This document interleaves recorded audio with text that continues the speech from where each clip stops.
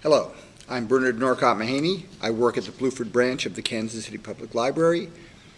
April is National Poetry Month, and during April 2018, I have been and will continue to read poems of William Wordsworth, one of the founders of the English Romantic poetry movement. Today's poem is a rather long one.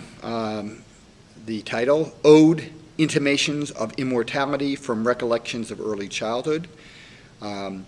It's one of Wordsworth's more famous poems. It's also famous for its opening line, which is actually a quotation from another poem called My Heart Leaps Up. The child is father to the man, father of the man. Without further ado then, Ode, Intimations of Immortality from Recollections of Early Childhood. The child is father of the man, and I could wish my days to be bound each to each by natural piety. Wordsworth, My Heart Leaps Up.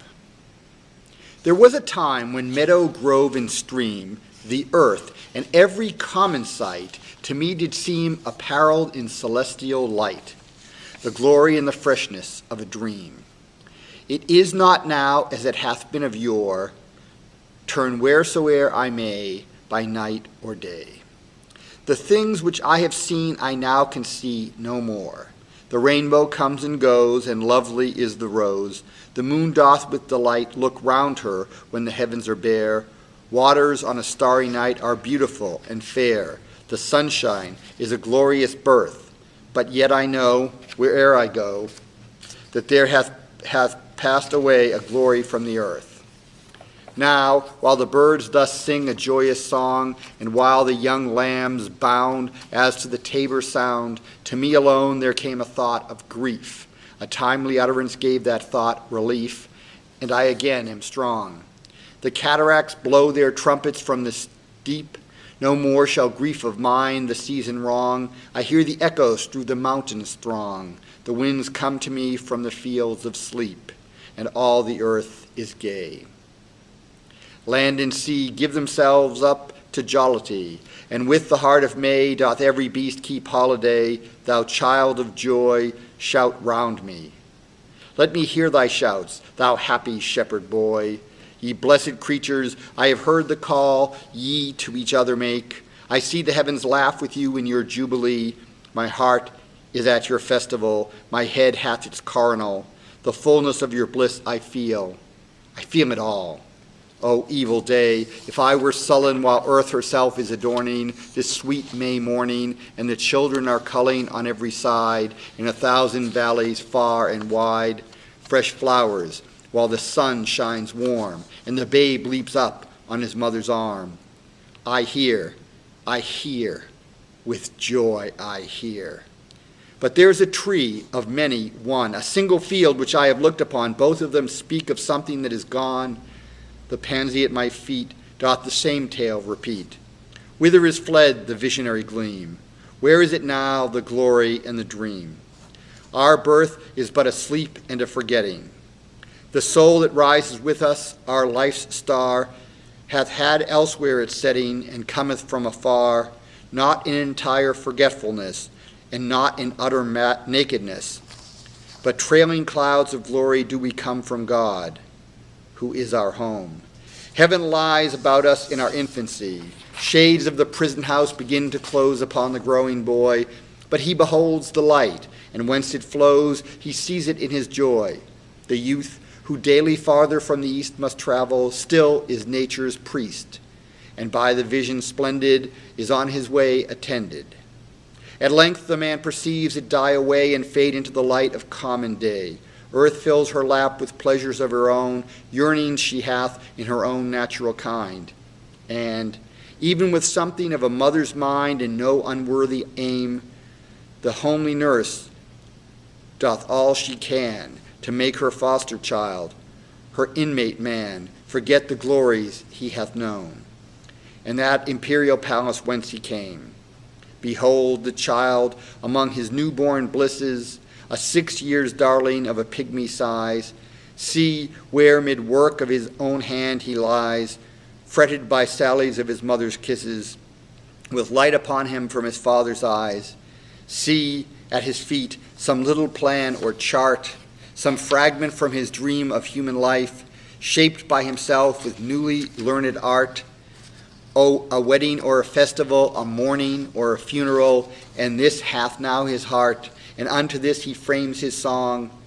Then will he fit his tongue to dialogues of business, love, or strife, but it will not be long ere this be thrown aside, and with new joy and pride the little actor cons another part, filling from time to time his humorous stage with all the persons down to palsied age that life brings with her in her equipage, as if his whole vocation were endless imitation. Thou, whose exterior semblance doth belie thy soul's immensity, thou best philosopher, who yet dost keep thy heritage, thou eye among the blind, that deaf and silent reached the eternal deep, haunted forever by the eternal mind, mighty prophet, seer blessed, not for these I raise, not on whom those truths do rest, which we are toiling all our lives to find in darkless lost, the darkness of the grave.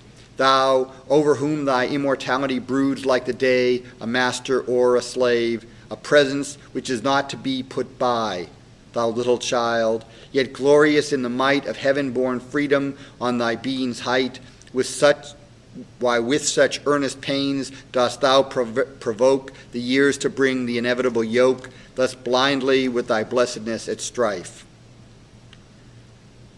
Full soon thy soul shall have her earthly freight, and custom lie upon thee with a weight heavy as frost and deep almost as life.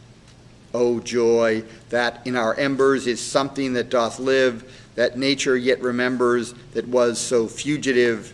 The thought of our past years in me doth breed perpetual benediction, not indeed for that which is most worthy to be blessed, delight and liberty, the simple creed of childhood, whether busy or at rest, with new-fledged hope still fluttering in his breast. Not for these I raise the song of thanks and praise, but for those obstinate questionings of sense and outward things, fallings from us, vanishings, blank misgivings of a creature moving about in worlds not realized, high instinct before which our mortal nature did tremble like a guilty thing surprised, but for those first affections, those shadowy recollections, which, be they what they may, and yet the fountain light of all our day, and yet a master light of all our seeing, uphold us, cherish, and have the power to make our noisy years seem moments in the being of the eternal silence, truths that wake to perish never, which neither listlessness, nor mad endeavor, nor man, nor boy, nor all that is at enmity with joy can utterly abolish or destroy. Hence, in a season of calm weather, though inland far we be, our souls have sight of that immortal sea which brought us hither, can in a moment travel thither, and see the children sport upon the shore, and hear the mighty waters rolling evermore. Then sing ye birds, sing a joyous song, and let the young lambs bound as to this tabor sound. We in thought will join your throng, ye that pipe and ye that play, ye that through your hearts today feel the gladness of the May. What though the radiance which was once so bright be now forever taken from my sight, though nothing can bring back the hour of splendor in the grass, of glory in the flower, we will grieve not, rather find strength in what remains behind, in the primal sympathy which having been must ever be, in the soothing thoughts that spring out of human suffering, in the faith that looks through death, in years that bring the philosophic mind. And oh, ye fountains, meadows, hills, and groves, forebode not any severing of our loves. Yet in my heart of hearts I feel your might. I have only relinquished one delight, to live beneath your more habitual sway. I love the brooks which down their channels fret, even more than when I tripped lightly as they. The innocent brightness of a newborn day is lovely yet. The clouds that gather round the setting sun do take a sober coloring from an eye that hath kept watch over man's mortality. Another race hath been, and other palms are won. Thanks to the human heart by which we live, thanks to its tenderness, its joys and fears. To me, the meanest flower that blows can give thoughts that do often lie too deep for tears.